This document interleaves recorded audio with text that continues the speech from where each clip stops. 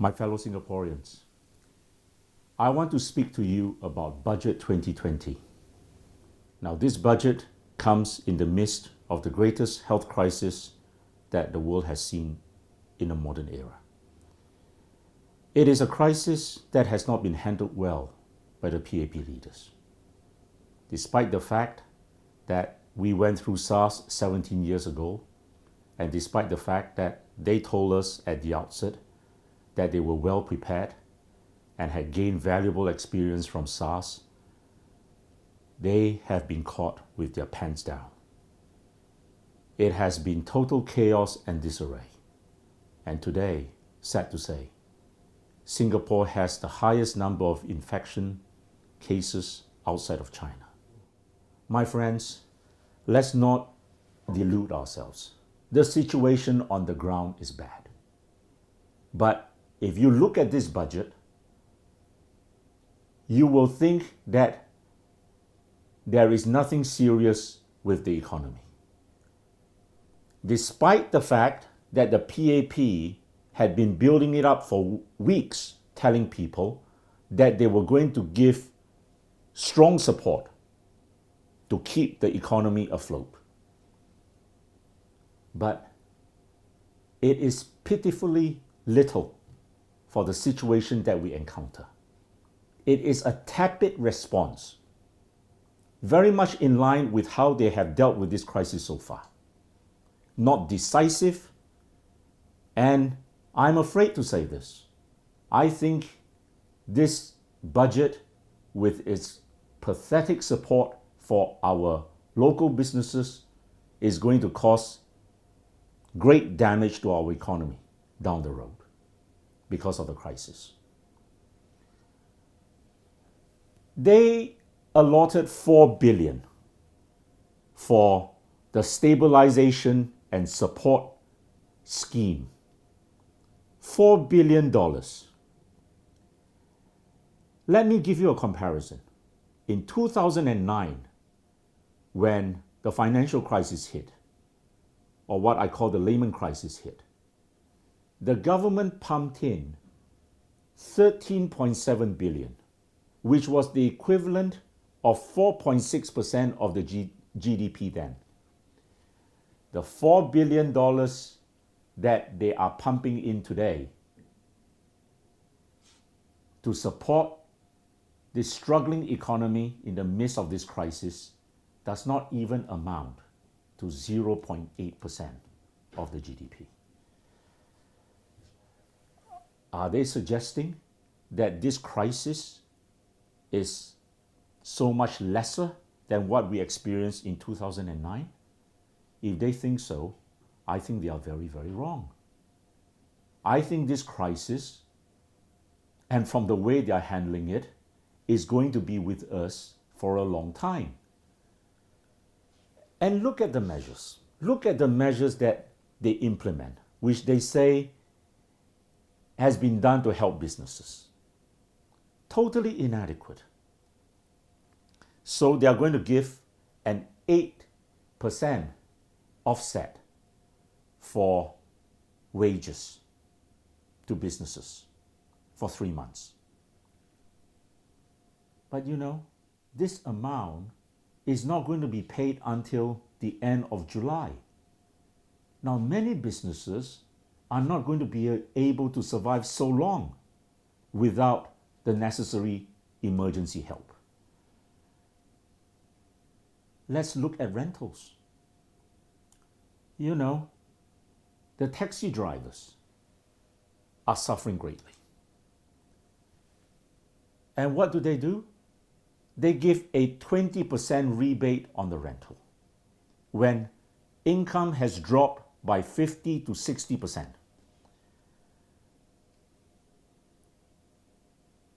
A common example with the taxis is this. Rental is about $126. If you add in the fuel cost, it comes up to about $150. Now, a driver in the past, in normal times, could earn maybe between $200 to $220. So he's able to take home between $60 to $70 a day. Now, that driver's income today has dropped. It has dropped by 50 to 60%. You tell me, is that $20 going to be of any help to him? And mind you, most of our taxi companies in Singapore are all government linked. I would expect the government to have suggested to the taxi companies and even made them reduce rental by at least 50%, if not waive rental for at least 3 months.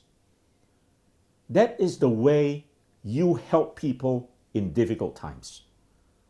Not just a lot of empty talk and rhetoric, but nothing substantial at the end of the day to show. Let's come now to other items of rental.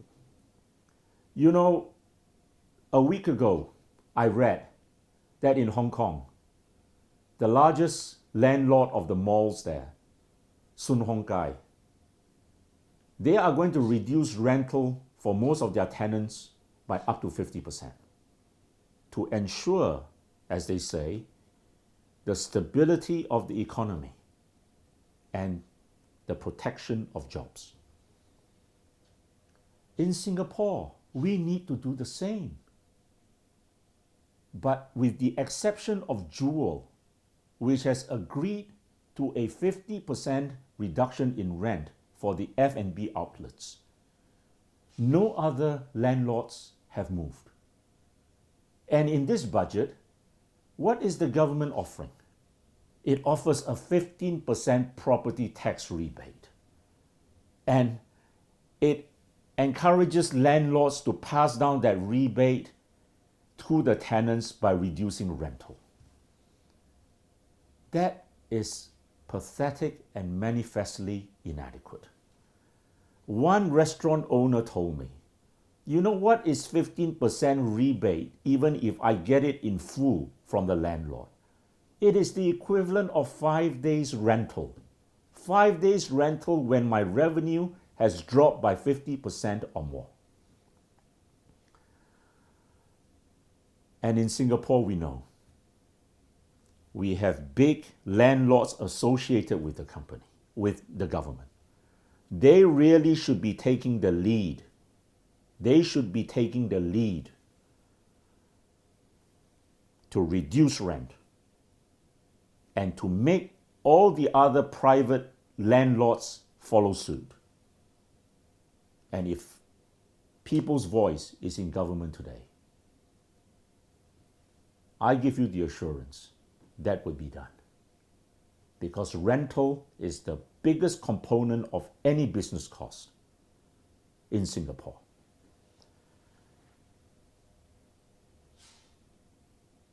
Come next to GST. Heng Swee Keat says he's not going to increase GST in 2021. Of course he can't, because of the economic situation and because this is election season. He knows it's going to be suicidal for the PAP if he does that. But you know what People's Voice would have done? In the first place, People's Voice never agreed with that hike from 7 to 9% of GST. And in this economic crisis, we would have reduced GST from 7% to 5%. And on top of that, we would have exempted daily necessities like food, medicine from GST totally. And that would be very much in line with what other advanced nations such as Britain do. In all of this, my friends, it is important that we do not allow our self-employed, our small, medium enterprises to fail. Small businesses, medium enterprises make up 99% of all private enterprises in Singapore.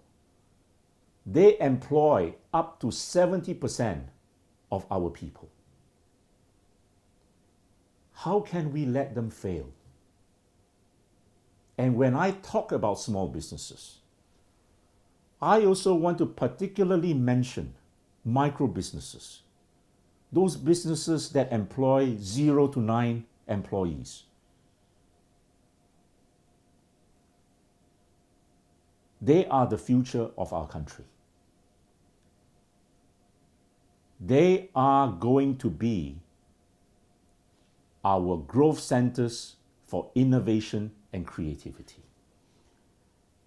The problem with our economy at the moment is that there is too much government involvement in our economy and not enough space for the private enterprises. We must reverse that. But we must ensure for the moment that none of these self-employed small businesses fail. Because if they do, the livelihoods of many other Singaporeans are affected. And I know today, many of you will be praying for the success of your company and of your leaders. And I join you in those prayers. Small businesses will always have a big part in people's voices thinking about how our economy should be shaped. I have been in working life now for 30 years. For the greater part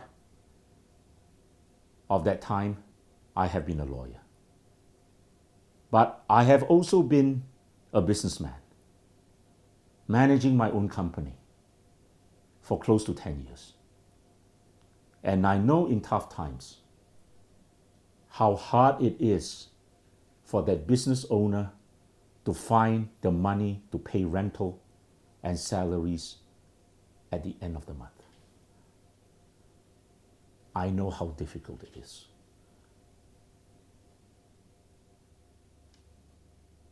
But we have leaders who have never run a business in their life,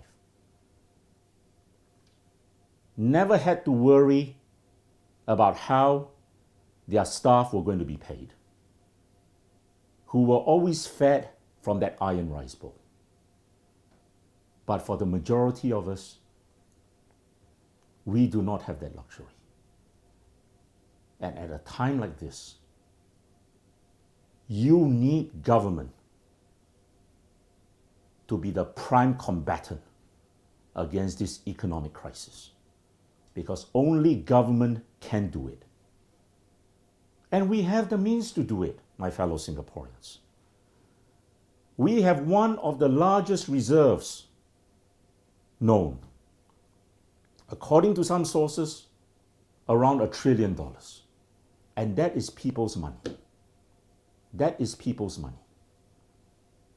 And we were always told that we needed reserves to prepare for the rainy day. If this point in time is not a rainy day, I do not know what is. It is not only a rainy day. It is a thunderstorm going, a raging thunderstorm. And there's no end, there's no sight to the end of the rain. It is a time when we should be using our reserves to ensure that no deserving Singaporean goes under. And that is not an act of charity by government. That is a social duty of government. If people's voice was in government today, we would set up an emergency fund that all self-employed and all small businesses would be able to tap into, because these are the most affected people.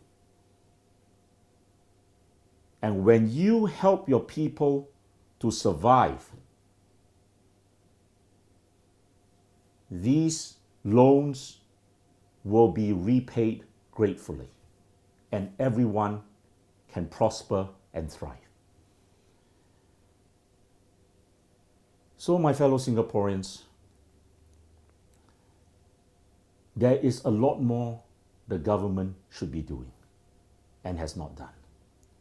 Instead, it has embarked on a gimmicky budget, giving out a lot of goodies everywhere because elections are around the corner. But it is not solving the most immediate problem, which is this devastating crisis which has befallen our economy and many of our businesses. I will have the opportunity in the coming days to address you on other important aspects of the budget. But I thank you for your attention today, and I hope that we can start a discussion together, and we can start a discussion going as to how government should render more help to our suffering business people and workers at this point in time. Thank you.